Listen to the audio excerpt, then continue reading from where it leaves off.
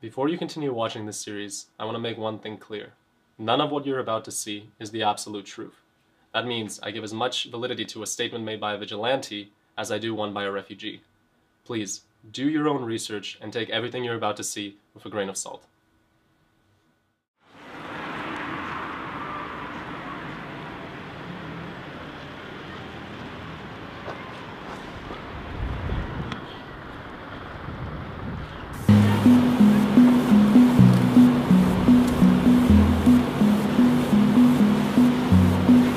I found a cat. So today's my last day basically in Burgas. I'm here finishing up my filming. Then taking the bus back to Sofia tomorrow and continuing there.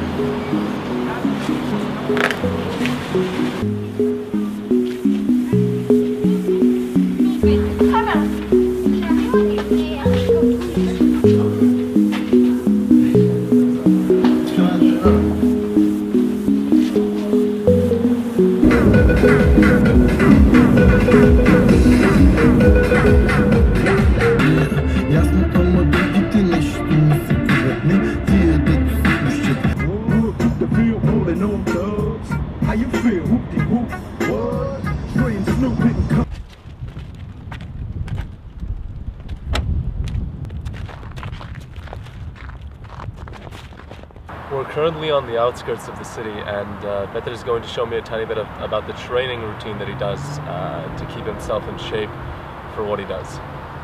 Peter mentioned to me a few days ago when we were speaking that sport is one of the things that he thinks would be very good to include in this because it is one of his main passions. So I'm here to film his workout routine this morning.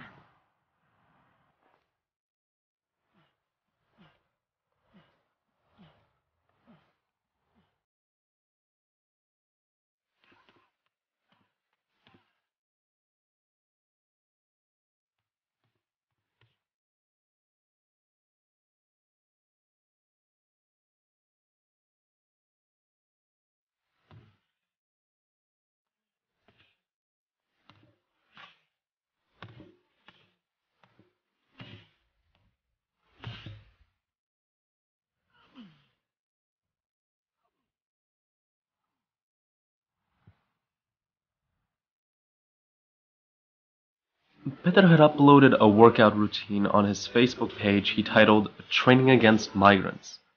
I asked him about how often his confrontations got physical on the border. В клипа нападнаха, тия дето би са заловени и не се наложи да ви спробваме, да? Да. Защото те нападнаха тези дето са завързани, иначе нямаше да ги вързваме. Нямаше иначе да ги вързваме. Вижда се какво става в Германия, в Швеция, в тези работи. И съм го написал така шеговито, за да тренират хората. Здрави и силни, ако ги нападнат. Смисълът ми беше, че тази тренировка ще ви трябва заради мигрантите, като почнат да нападат, както в Германия сега. Да. Това имах предвид.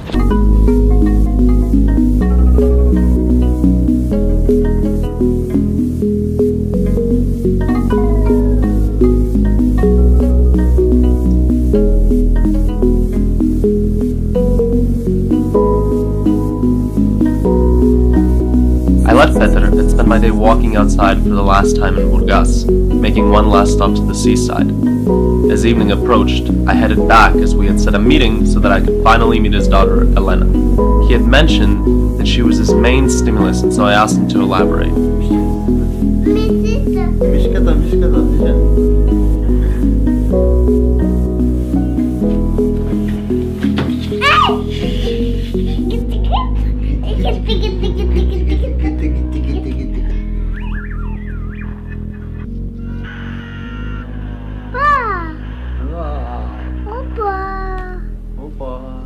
Аз реално започнах да го правя това нещо заради дъщеря ми.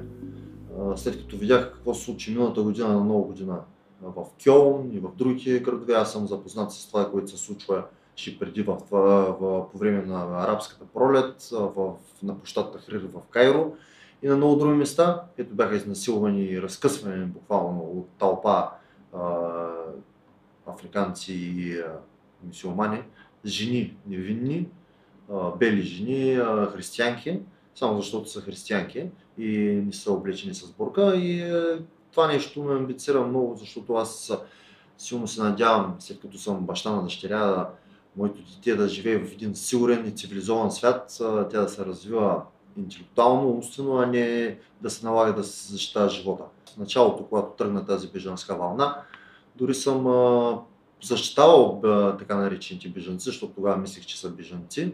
Ние, бургазлиите, сме бежанци от Тракия, ние сме по голяма част от бургазлиите. Моята майка, нейната рода, също са изгонени от Тракия по време на междусъюзницата Втората Балканска война от турската армия 1913 година. И съответно ние сме бежанци, затова ги разбирах, но след като разбрах, че това не са бежанци, това са хора, които нямат нужда от помощ и искат да налагат своите нрави, да налагат шериат. И когато нещо ни им се получи както те искат, да го получават със сила. Още повече се ядосах на реакцията на медиите и на властите от случилото се на Нова година и съответно и хилядите изнасилвания, които са извършени в бежанските лагери, в градовете, където са настанени мигранти. На много деца на приемни семейства също са били изнасилвани в Швеция, в Германия. Говорим за това с статистика. Става въпрос за големи количество случаи, над 100 хиляди всяка година.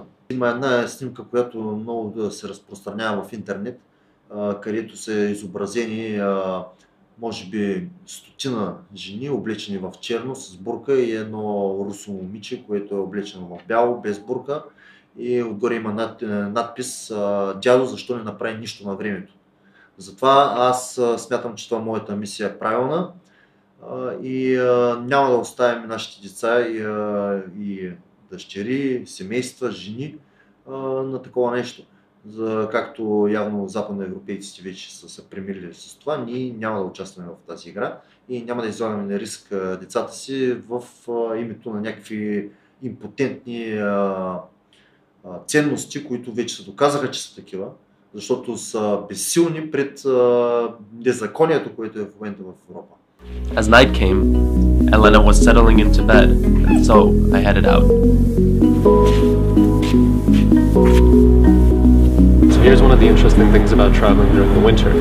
As it stands now, there's a new storm that's slowly making the roads pretty difficult to travel on, so I have no idea how I'm getting to Sofia tomorrow. I'm currently at the train station, so it's either going to be a train or one of 3 buses that are supposedly going to take one of the roads that is still free of snow, I guess. But yeah, so tomorrow's going to be interesting, seeing how I'm going to get to Sofia. Anyway, that's all for today.